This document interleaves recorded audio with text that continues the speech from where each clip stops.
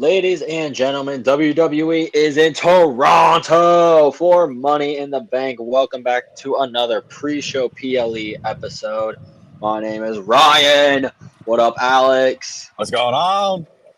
Money in the Bank is one of the highest anticipated PLEs every year, and it changes lives, changes careers. Sit back, relax as we give y'all our predictions for the show. Derek. Well, I'm excited for this fucking shit, man. Money in the Bank is one of my favorite events every year. It almost never disappoints. Like the winners are Dude, always good. Well, not always, but that, most of the time. there's that. And honestly, just having that like accolade on your resume is good. And plus, it's a wild card thing. It's literally anytime, anywhere within a year time span. And right, we've already seen it happen twice at WrestleMania. Yeah. Once in the main Damian event. Priest. Yeah, We've seen Damian it be cashed in on the same night it's been won. We've seen it cashed in on almost a year later. Yeah. So Damian and Seth at WrestleMania. Both pulled the biggest heist of the century. And Seth's was better. Seth's was like so much better. But like just seeing that look on Drew's face was just amazing. Yeah, And Punk's smile was just awesome, dude. But with that being said, let's move into the match card, ladies and gentlemen. Just like always, we don't necessarily know if this is going to be the match card that they actually do, but this is the match card that makes most sense to us and based on like, just what we think and all that, But we're going to open our predictions with the women's Money in the Bank ladder match. It is Naomi, Chelsea Green, Io Sky, Lyra Valkyria, Tiffany Stratton, and Zoe Stark. It's Tiffy time. It's Tiffy time. I got Tiffany Stratton walking out with that briefcase. Well. I want it. We've been saying it for weeks. I want it to be turned pink and give it some bejeweled diamonds. Need it. Just need it because you got Queen of the Ring, you got Princess of the Ring, and the Women's Money in the Bank. Straight up, I don't think they've ever really had like that kind of a pairing of a world champion being next to or being paired with the Money in the Bank briefcase holder, and they're like a partnership, really. Wasn't Bailey and Io like that at one point? Or am I not remembering correctly? I don't think Bailey won the women's title. No, Io was carrying it around since SummerSlam. That's right. Yeah. I say if you count the women's championship, then yeah, you got Damian and Mommy, the Terror Twins. Yeah, right. You got them. They were rocking out there for a while. But I'm excited. I'm really Tiffany's like the only person out of this ladder match that I can realistically see walking out with it. Maybe Chelsea though. Chelsea just because, like we said last episode, just because of the Divas thing. But honestly, I can see Naomi walking out with it too. Yeah, Naomi would be a good pick. She's super underrated, I think, and deserves something big to happen to her. Yeah, that's an underrated pick for sure, I'd say. Out of all the 6 women that are in there. Well, honestly, I'd say the dark horse, though, would be Zoe Stark. That's a good pick. Not even gonna lie. I mean, I'm not a big Zoe Stark fan, but Triple H is big on her for the most part. So I wouldn't be surprised if she did win, and this starts a big push for Zoe on the Raw. Oh, yeah. I wouldn't be mad, but I think I'm still a little upset Dakota Kai didn't win her qualifier on Monday. Yeah, that's a little upsetting, but I think that's folding more into the damage control storyline where Io is kind of like blowing up on Kairi and Dakota, yeah. Do you think when Asuka comes back, Io kind of manipulates Asuka and gets her away from Kairi? I don't know, because I've actually seen reports that Asuka is out until 2025. Like, really? Her recovery is going to be a while. So wasn't that like her knee or something like that? Yeah, it's her knee that got hurt. But reports are saying she's out for a long time, unfortunately. But I was going to pitch an idea involving Asuka. Maybe have Io at some point. Maybe you can drag this out that long. They say they do. And then at some point, Io turns on both Dakota and Kairi, lays them both out until Asuka comes out to make the save for both of them. And then you can do Asuka versus Io. Okay. Okay. Where could you put Io though? if she's a singles competitor, because Asuka's already established herself as one. I personally haven't seen much from Io in WWE as a single star. I've only really seen since Damage Control. So I mean, and I know her work in NXT is highly like, what is it? Highly no, what is it? Like highly, it was highly talked about. Like she was really good. Mm-hmm. Yeah, I know for a fact she was really good. I'm pretty sure she was a women's champion at some point in NXT. I might be wrong on that. I think she was. She was definitely. I remember her being women's champion. Bailey beat her.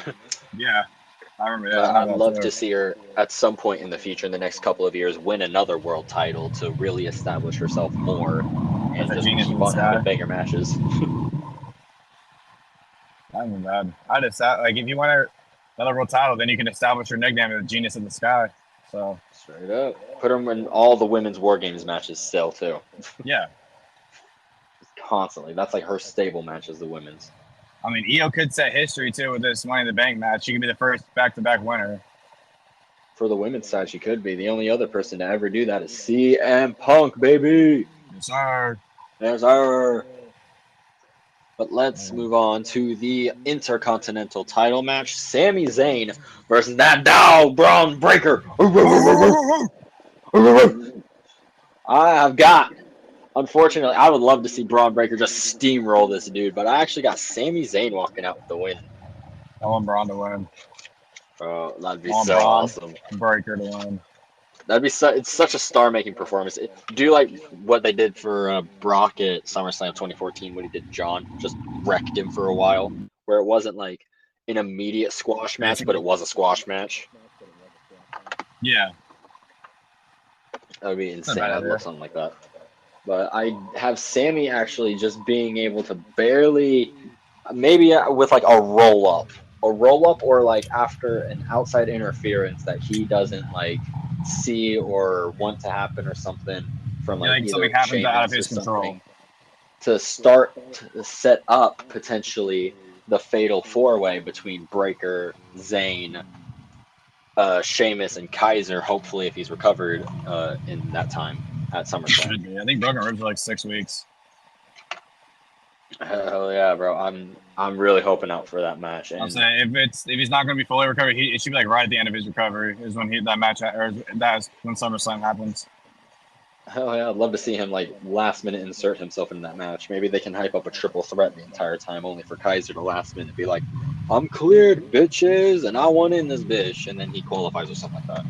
Yeah, I'd love to see it. Like a qualifier, basically let all four of them run loose on each other, and then Adam Pearce gets so upset. You want a match at SummerSlam? All right, you got it. Fatal four-way for the Intercontinental Championship. Sami Zayn, Braun Breaker, Sheamus, and Ludwig Kaiser. It is official. It's official. Hell yes. I'd love to see that shit, man. But yeah, I got Sami walking out. You got Breaker. Yeah. Any more for the IC?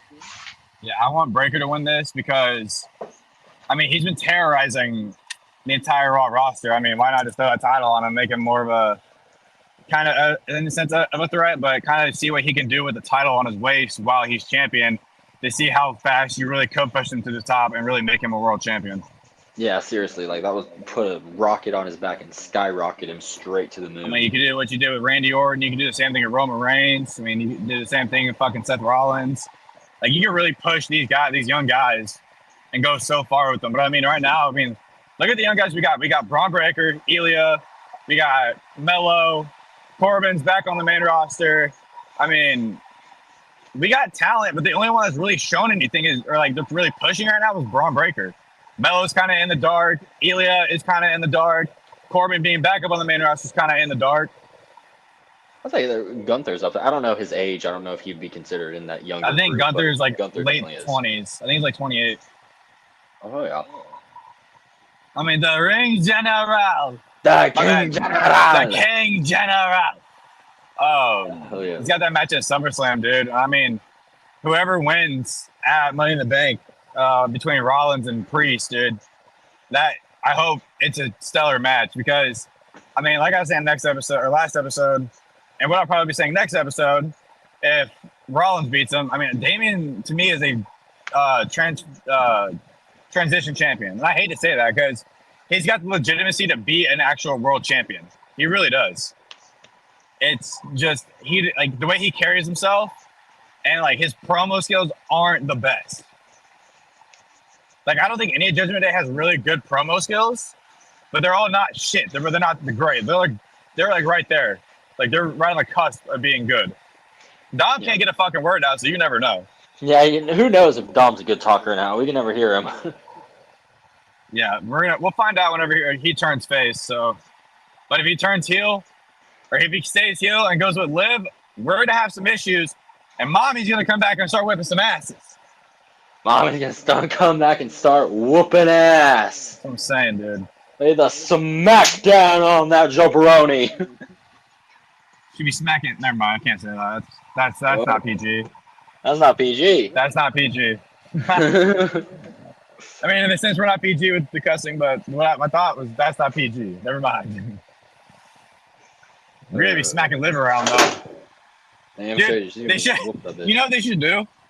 They should damn near have Rhea squash Liv, Brock Lesnar style. Oh my gosh! Yeah, they really should. They should have Brock Lesnar style. They should have. No, you know what would be really great is like. So Dom and Liv are hyping up this whole like idea that we're together, we're not together, but secretly behind the scenes, I think we all know that they kind of are. Yeah. What if at SummerSlam, Dom is like, so he's trying to play on screen that he's not with Liv. So he's like, Liv, yeah, I've got you a match set up. Yeah, he's like, Liv, I got you a match set up for SummerSlam. You know, like. It's gonna like you ain't gonna walk out of this one with a dub. Like you're fucked in this one. And Liv's like, oh Dominic, you just set me up for like an easy win. I appreciate you. Like Liv thinks Dom's giving her like an easy win and shit. Or maybe you can spin it in a way that like they know, where Liv is like set up for a trap or something, and then that's when Rhea Ripley comes back.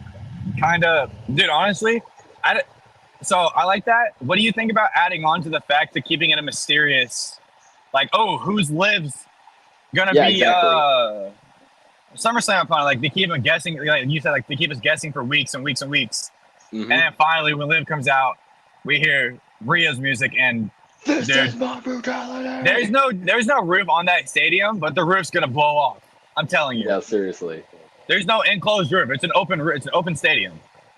Or maybe Dominic plans it out to be somebody else, and then you just see them get like wiped the fuck out backstage before the match happens, and everyone's like, well, who took out Liv's partner or something like that, and Liv thinks like Dominic helped her or something like that, when all of a sudden, this is my brutality plays, and you see both of them just shit themselves. I would be mad. Because Dom could be like, oh, it's Zelina, or it could be, you know, Shayna, you know, keep it like an easy opponent like you were saying. But in reality, dude, I really am thinking, I think Dom and Rhea are working together, but they're keeping it a secret as well. Really? Because think about it, like Dom and Rhea have been together for what, about 2 years now on screen? And now that Liv's coming in, what if Dom's using Liv to get what he wants out of Liv, just so he can keep her distracted long enough to get the world title back off her and giving it to Rhea? Would that be enough to turn Dominic face? Honestly, would that get Dominic cheered? but the way it's looking right now is that with his social media presence and everything, and him on screen are two different people. Dom's social media presence is literally, every time I log on, I see a Liv Morgan post, who liked it? Dominic Mysterio. Straight up. I don't know what all that's about, man. If that really is the case, that would be awesome. I mean, I would like the fact that the surprise opponent too. Because then, I mean, I don't know. You can keep Liv on her toes, because then she's really like, okay, I really might lose my world title up, you know, SummerSlam. Or we can see for weeks that,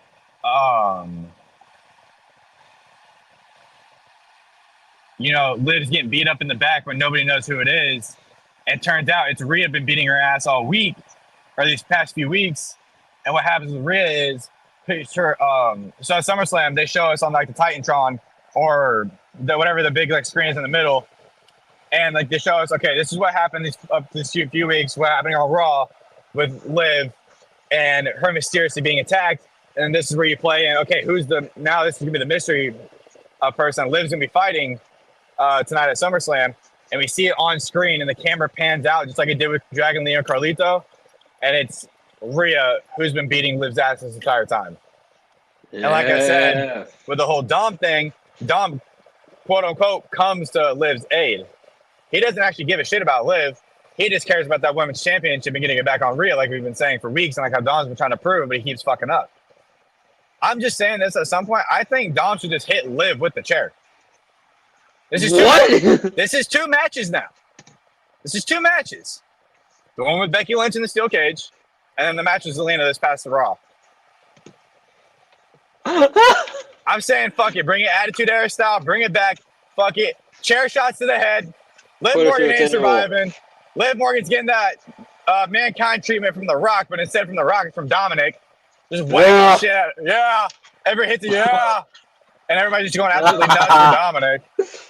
Let's go, Dom. Let's go, Dom. Let's go, Dom. That's how you turn him face. Steel chair headshots. No, I'm playing. Damn we don't condone violence to women. Unless it's like wrestling, then whatever. Outside of the confines of our own homes. Yes, we don't. Anyways, I don't know. You can play that storyline so many different ways, but I'm really excited to see how Tripp's gonna play it. Because I mean, I think the main way they're gonna play it is how we've been kind of predicting for weeks with this, and with Liv and Rhea, like Liv and Rhea. Liv's gonna have a match at SummerSlam. It's gonna be against I don't know, let's go Sonya Deville. Let's work that. Whatever. Since Sonya's back, and Liv and Sonya are fighting it out and everything, and as Liv for the pin, all we hear is, "This is my brutality!" And Liv's like, "Oh, shit." Seeing Rhea walk out the top of the stage, Rhea does like a little finger wave, like, "Hey, I'm back." She got the mic, she goes, "Mommy's back." And basically the whole Randy Orton, the Randy Orton thing, exactly. And have,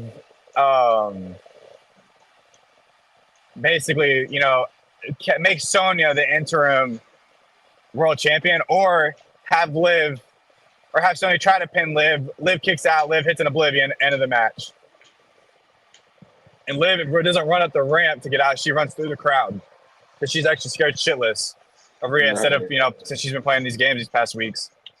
Right, really sell the fact that Rhea's here and now everyone is like, oh shit, Rhea's actually back now. I'll say everybody's on watch. And I mean, I'd love that. Keep Rhea on top of that division no matter what. I mean, I don't think I think I'm gonna go back on top, like to kind of go back to like the women's ladder match in a sense, with me having Tiffany win. If we go back, like I want to go back and look at SummerSlam. What if we get the Rhea spot at SummerSlam, but instead of Tiffany cashing in on Liv or Sonya, she cashes in on Nia after Nia beats Bayley. And she beats Nia. After she beats Bayley? After she beats Bayley, have Tiffany cash in, beat Nia, and be like, Nia's like, "What the hell? We were supposed to be a team, da da da da da da." And Tiffany's like, "Yeah, I only used you for my own personal gain. I mean, your old ass can't really do much except just plop on people when I'm over here doing the prettiest moonsault ever." Prettiest moonsault ever, damn straight. Oh, baby. I like the idea of maybe her taking, maybe not at SummerSlam, maybe take it to WrestleMania. Let Tiffy be the first woman to cash in at WrestleMania. And have it be on Nia during whatever world title match she's presumably going to be in if she holds it for that long. Not a bad idea. Mm-hmm. Just a thought. Yeah. But are we ready to move into the next match, though? The Bloodline 6-man tag. Yeah. Is the WWE. Yeah, we'll get to him. Yeah. Yeah. It is the WWE Undisputed Champion Cody Rhodes teaming with Randy Orton, Kevin Owens versus the Bloodline. It is Solo Sikoa, Tama Tonga, and Jacob Fatu. Before we actually get into who we want to win, I seen that WWE had to get involved with Canadian officials, and Triple H had to step in and be like, "Hey, we understand this guy's dangerous, but if we keep him under, if we keep him under control, we keep security around him, or whatever it may be, then will you let him in?" And which is why we got Jacob there, because we almost didn't get Jacob. Or, if you know, you know, like we said last episode, same thing about Jacob. If you know, you know. The Fatus almost didn't make it, or Jacob and Jaden almost didn't make it. Yeah, they got in a little bit of trouble. Yeah, that's what it is. But I mean, I think with this, I believe I have it written down the Bloodlines winning. You do. And I also have the Bloodline walking out with the win. And I'm going to go the extra mile and say Solo pins Cody Rhodes to set up SummerSlam. Okay. Because that's apparently what the rumored main event is going to be. Solo versus Cody. And we've been talking about how maybe that's where Roman comes back. So I think if they are going to do Solo versus Cody, this is where you should probably have Solo pin him so he can be like, "Hey, I beat the champion. I should have a title shot now." Honestly, hear me out. What if Roman gets involved, right? Distracts Solo, but what if Randy gets involved and RKO's Cody? Ooh, during or after the match? Yes. Yes, I like it. I think after the match is more realistic, but during the match, that would set up a huge plot twist. It would. Damn, that'd be nuts. Agreed. But yeah, I would like to see that happen after the match, hopefully, to set up. Because, I think we talked about it in the last episode, like, Cody's WrestleMania feud doesn't have to be The Rock. Like, I would honestly rather it be Randy Orton than The Rock at WrestleMania 41 that he fights. I don't want to see The Rock and Cody because I think The Rock did enough in the build-up to WrestleMania 40 that seeing a match with The Rock and Cody feuding, because essentially it was basically The Rock and Cody feuding the entire fucking time. Yeah, it was pretty much just them feuding. Yeah, we never got the match out of Cody and Mama Rhodes. Yeah. Mama Rhodes! Mama Rhodes! This is your boy's blood, Mama Rhodes! I mean, it's more or less like, I think the storyline was good enough. I don't think we actually need a Rock versus Cody match. But that's just me.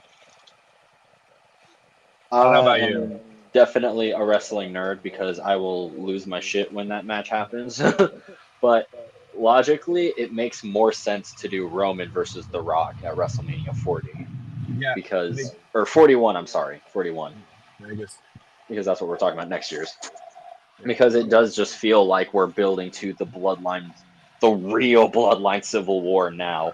Roman, the Usos, maybe Sammy versus Solo, the Tongans, Fatu, and assumedly The Rock eventually.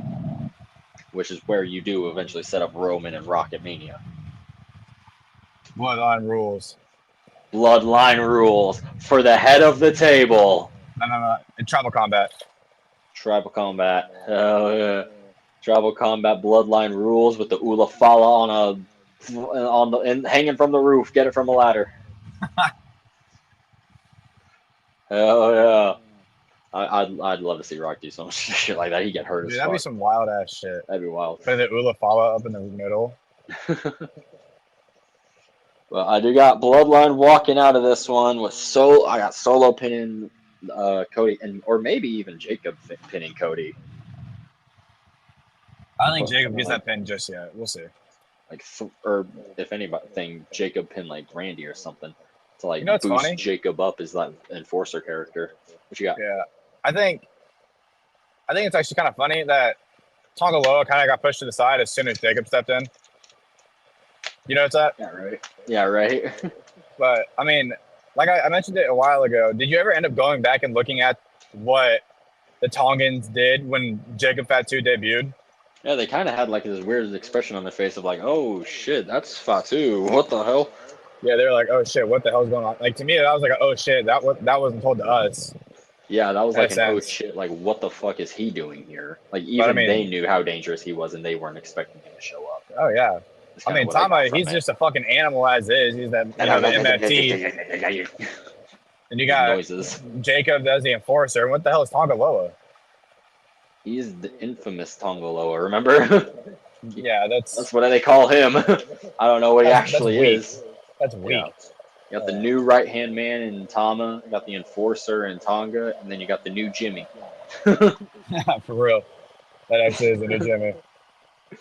Speaking of which, I've seen actually people throw out the ideas that Jimmy Uso might actually get involved in this, with the Bloodline having an extra man on their team. Oh yeah, like I told you yesterday when we were hanging out, that Jimmy Uso is going to be on Friday Night SmackDown. Or Jimmy it's rumored to be on Uso. Friday Night SmackDown, wherever it is. Hell yeah. Come back, Goose. We miss him. That's what I'm saying. Even though he says no yeet, we like to yeet. I think he's Speaking going to start of, eating. I'm gonna start yeeting. Yeet! Yay! Yeet! We are ready to start yeeting into the men's Money in the Bank ladder match. Do you have anything else for that tag match? I do not. Well, that does move us into the men's ladder match. Jey Uso, yeet! If you want to see Jey Uso win Money in the Bank, let me hear you say yeet! Yay! Yeet! And Carmelo Hayes versus Andrade El Idolo versus L.A. Knight. Yeah! Whose game is it? What that everybody saying? L.A. Knight. Yeah! We then got the Master Chad Gable, because he still sucks. Still sucks. Well, Versus sucks. Drew McIntyre. He's a menace. Love this guy. Every time he does his entrance, he gets up on the ropes, his veins just pop. And I'm like, dude, you take steroids. I'm like, bro, what are you on? It's like it looks like Drew. Every time I see Drew McIntyre, it looks like Drew McIntyre ate the Drew McIntyre that used to be in 3MB. Ate him up, spit him out. Straight up, bro. It was like insane. Speaking of the man himself, I got Drew walking out with the belt. Or not the belt, the briefcase. Uso! Uso! I got Jay winning this.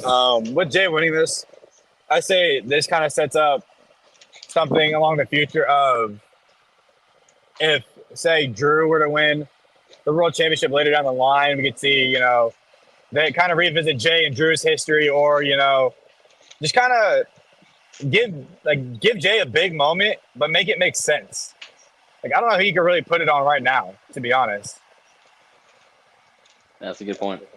I've seen maybe put Uso in the mid-card title scene with that briefcase. Really? Maybe have him hold it for a couple months, and then eventually he goes after the IC title or after the US title. I've seen people pitch. That would be such a waste of a win, though, too. That wouldn't do anything for him. I mean, not really, because he's never even won a singles title before. Right, but he wants the world title, though. Is what I'm saying. I mean, not if you spin it the right way. Gunther wanted the IC title right away, and he made that thing fire straight to the top. If you have Uso go on a great babyface run with that belt, if he just goes in, especially if he doesn't cash in a sneaky way, if he calls his shot beforehand. Imagine Uso wins the briefcase and walks up to Sami Zayn and says, "Yo, Us, SummerSlam," and then cashes in the briefcase there. And then it's a one-on-one match. He cashes it in beforehand like RVD did and like John Cena did to call their shot on when they want their title match. And it's Sami versus Uso for the IC title. You know what I would do instead? I'd have Sami beat Jay in that situation. Have Jay hold on to the IC, or not the IC, the Money in the Bank for a little bit longer. And either have him chase after the IC title again or make him chase after the world title. Mm-hmm. Because, the Money in the Bank's really meant for the world title. And, it's not designed specifically, but, the backhanded purpose of it is, okay, you have a free shot at the world title at any time. Probably one of the greatest, I'm not going to lie, the greatest cash-ins ever was Dolph Ziggler on a Monday Night Raw in 2013. That was when he cashed in on Alberto Del Rio. That was one of the greatest cash-ins of all time, in my opinion. You also have... You know, Rollins at WrestleMania 31. You have holy shit. Why are we stopping? Okay, my bad. Yeah, you have just a bunch of other shit you can run by too, and it wouldn't do it like any bad, just to see what you could run with it, like having Jay go after like a world title. I mean, shit. You know what you really do? You could really fucking, like you said last episode, kind of do this that with Seth Rollins. You could really fucking do it with Jey Uso and have Jay go over to SmackDown and cash in on whoever the world champion is over there. Oh my gosh, yeah, you could really rub it in Roman's face and be like, "I got your belt, Oos." Exactly. Yeet. And I think what you could do with that is, even if you know you have that, you can say like Roman comes back, he's like, all right, look, you know, you got my world title, I get it, I know I'm sorry for everything I did to you and this, that, the other, but I need you to understand we have a bloodline to take down. That is a bloodline that is going to fuck up a lot if we don't fix this. I don't care about your world title, I just want you on my team. Can you do that for me, Oos? And Jay's like, you know what? He kind of sits back and thinks on it for a few weeks. And it's like right before, you know, the PLE, say it's like Royal Rumble time or it's like WrestleMania. Right before the PLE, he walks up to Roman. He goes, "Hey, Oos, I got your back. Let's do this shit." And that solidifies Jay finally coming. But now we still have a missing member of the bloodline because presuming Jimmy's going to join Roman, Jay's going to join Roman, like I just said. Presuming now we could see Zilla Fatu come in and be the fourth and final member, but he comes in at like whenever that PLE is. He doesn't like he's rumored. The name just gets rumored a bunch. Or Rikishi's fourth son comes in and plays that fourth member of the team. Because Rikishi has a fucking fourth son that I didn't know about until like 2 days ago. Yeah, he's got a lot. Rikishi gets around. Yeah, I mean, do you see the pictures of or Sika's funeral with the or with the whole Hawaii family? Yeah, there's a lot of them there. Even Paul Heyman. Roman was in shorts. No, I didn't see that. Shorts. Yeah, I saw Paul Heyman was there. I saw Roman was in shorts. It was pretty funny. that's kind of a good way to. Well, I mean, Heyman did manage the Wild Samoans at one point, didn't he? Mm-hmm. So I mean, like I say, he's got deep history with this bloodline. That's right. He's been with them for the entire time. Honestly, Wild Samoans, the Headbangers, dude. Fucking the Usos now with Roman in the bloodline. This blood, yeah, I don't know. You can't ever recreate what Authentica did for the wrestling industry and the Anoa'i family. Hell no. They created a bunch of stars. And they created a bunch of stars that aren't Samoan too. I mean, they had a school, I think it was out like Hawaii or something like that. And they would fly people out to help them learn the art of wrestling. So that was pretty cool. Pretty dope. I do got this probably will this, at least for my prediction. This Money in the Bank prediction ties into my World Heavyweight title prediction. I got Drew McIntyre walking out with the briefcase. Okay. Got Uso. Ready to hear about the World Heavyweight Championship. Yerk. Damian Priest versus Seth freaking Rollins with the gentleman's agreement between them that if Damian Priest loses, he leaves the bloodline. But if Seth loses... Did I say bloodline? Yes. I'm dumb. I got Uso on the brain. Yay! Yay! Yay! But if Seth loses, he cannot challenge for the world title as long as Priest is champion. But I got Seth Rollins walking out with the belt. Oh, for real? Yep. Talk to me. I do too. I want to hear you. I want to hear what you said. You got him too? Yeah, I got it too. Like I said, I think Damian's a transitional champion. And to me, it makes more sense to take this title off of Damian, put it onto Rollins, and say your pick, Drew McIntyre, cashes in on Rollins at any point before SummerSlam. Have him either Gunther beat Rollins or have him beat Drew. Because those are the two people I could see more legitimacy behind Gunther's win than Damian. Plus, can we just applaud the fact that Seth versus Gunther would be fucking classic? That'd be a classic of a match, yes. It'd be so good. It'd be so good. But for my let me ask you real quick before I dive into mine because I've thought about this one for a little bit. It's a common prediction that I've seen a lot of people have, but I've thought about this bitch. Do you have a Drew McIntyre getting involved at all in this World Heavyweight Title match? Yeah. Do you? No. You don't I see him don't. cashing? He's called his shot. Oh, I don't know. right. Like I could see it for the fact of him keeping with his word, but I just don't see it personally. Well, I I see. don't know. I see exactly that basically. So my whole setup is I've got like a multi-layered thing here. So we've got the whole thing walking into this where Damian leaves Judgment Day if he loses this match, and we've had this building tension between him and Finn Balor, him and Dominic, him and JD, Judgment Day as a whole because of this whole Liv Morgan situation. And we've also seen Liv Morgan, I mean, not necessarily, that hasn't been like the focus, but she's, I would imagine, trying to win Damian over as well as everybody else in the Judgment Day. So I could see a situation where because she's not part of the Judgment Day and Priest is like, I don't want none of the Judgment Day get involved in my business. We see Liv Morgan walk out during this match, and for a moment there, it looks like she's there to like help Priest or something like that.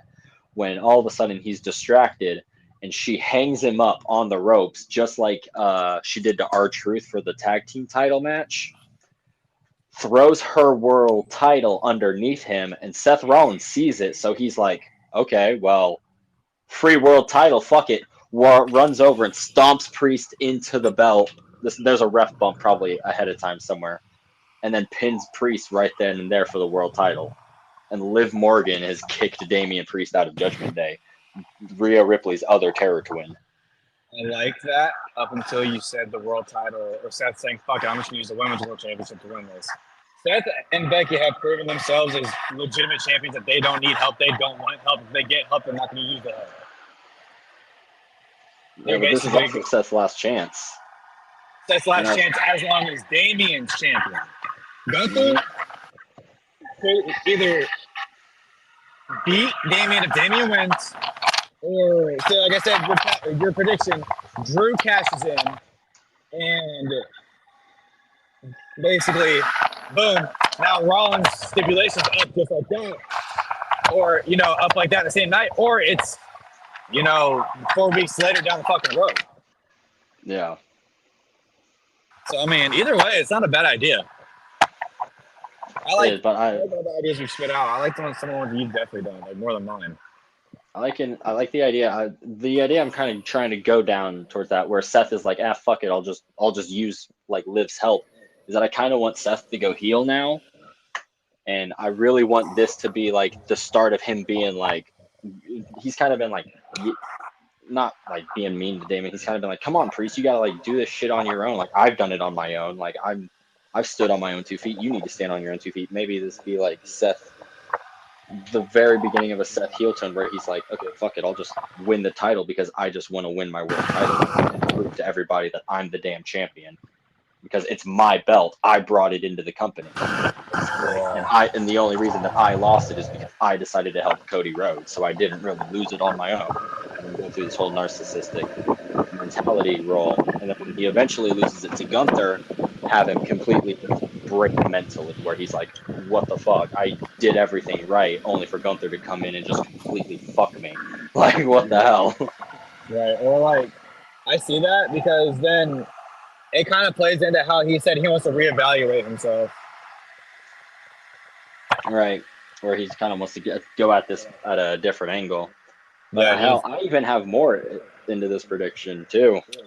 What? Where I do have Liv Morgan kicking Damian out of the Judgment Day by doing that, where she wants to take everything from Rhea. She'll take the Judgment Day. She'll take Damian out of the Judgment Day, everything like that. But Drew, my winner, I already said that this was going to tie in. After the match, Drew just walks down the ramp with a briefcase in hand and cashes in right then and there. After the match, where like Seth is like scrambling to his feet and he's like, oh shit, what the hell? I have another match right now. And Drew is like, right now, we're doing this right now. And Seth, out of desperation, as soon as that bell rings, pulls the ref right in between him and McIntyre, so the ref eats the Claymore, just like at 40, where Drew tried to Claymore him right out of the bell. But this time, he pulls the ref in the way. Another sign of Seth Rollins turning heel. He's ready for it too. And so this, they can like trade a stomp, trade a Claymore, whatever. They're both laying out now. And so CM Punk, of course, baby, walks out. He can jump out of the audience. He can crawl out from the ring, come down. Hell, his music can hit, make a full entrance out of it. But I eventually want to see like CM Punk standing in the middle of the ring. The referee's knocked out by a Claymore. He's holding the world title, and he has to pick Seth Rollins or Drew McIntyre, the two people that he hates most in this world. Which one of them does he let win the world title? And I have him pick Seth to win it still, because fuck Drew. They have him play the screw Drew over stuff. Yep, have him just throw the belt at Drew, and Seth can like stomp him into that belt next in order to win it. So he's accepted help from Liv Morgan and CM Punk in order to win that title, to show that he's really desperate to hold it. Mm-hmm. That's kind of my whole. I got like a whole pitch for that thing. I've been thinking about it for a while. I can tell. Damn. I've been going deep on this shit, man. I'm invested in it. I think I just passed the Lambo. I'm driving right now, ladies and gents, but we got the AirPods in. Don't worry. We have Ryan running the dock. But I think with this whole thing and Seth, I don't know. I'm still sitting on the fact of him holding on to his word and saying that he is a legitimate champion. I mean, yeah, you really could play it into the fact of him, him being the narcissist, like how he has to reevaluate himself. But I mean, you could also play it in the fact of that Seth, I mean, like you said, I don't know. I'm confused on how this whole thing would work, to be honest. Like, I'm excited to see how they play it. You want him to stay honorable and keep his word and be like a fighting babyface champion, but you still want him to win. Yeah, because I think he already had his heel run. I think his heel run's over. He had his heel run like mid 2010s. Like it was like 2014 to like 20, like what was like 18 or whatever. Yeah, exactly. Mm-hmm. I think that was good enough. I think that's just me personally. I like Rollins as a babyface. He connects with the fans a lot better. But I mean, we've also had the heels where they connect with fans and the fans are cheering the fucking heels. That's true. We've seen it multiple times this year. Oh yeah, Tiffany Stratton's getting cheered everywhere she goes, and she's supposed to be a heel. Yeah, it's Tiffy time. It's Tiffy time. Man, I'm set for a banger of a show. No matter what, bro. Money in the Bank almost never disappoints, if you ask me. At least the ladder matches don't. They're always fucking great. Yeah, always bangers. I do got a question for you though before we close this thing out. I'm listening. Top 3 Money in the Bank cash-ins all time. Ooh, I've been actually kind of thinking about this one. The number 1 for me is Seth. Just period. Seth Rollins. 31. Okay. At 31. And that was just. I remember sitting there. I was mad about Brock maybe winning. I was mad about Roman even being in the main event. I was settling. I was like, dude, the only thing I want is Brock Lesnar to win because he's the lesser of the two evils in my brain. And then Seth Rollins' music hits, and then the light from the heavens shines down, and oh my gosh, it's going to be okay. And then he wins, and oh, I was so happy for that. Number two is probably CM Punk's first cash-in. Pretty sure that was his Jeff Hardy face one. I think that was his. I can't remember which one that was. I think his first. No, it was the one on Jeff Hardy. But that one might have been the second one. Or was the first one on Jeff Hardy? The one on Jeff Hardy, where he cashed in on Jeff Hardy, because that started like a really good feud between him and Jeff, and just started like part of my favorite CM Punk like character of all time. Mm-hmm. And then probably Edge, the first one. Okay. Just for me, like, yeah. No, go ahead. No, there wasn't much to it. It was just like because John Cena was like the good guy for me, and then there was Edge, of course, right there. Yeah. For me, I definitely do. WrestleMania 31. I think I would do. To be honest, I think I would do. I do Edges 100% on John Cena because that was the first one, and then I'm kind of stuck with saying EOS at SummerSlam 2023, or because she stole Bianca's moment there, or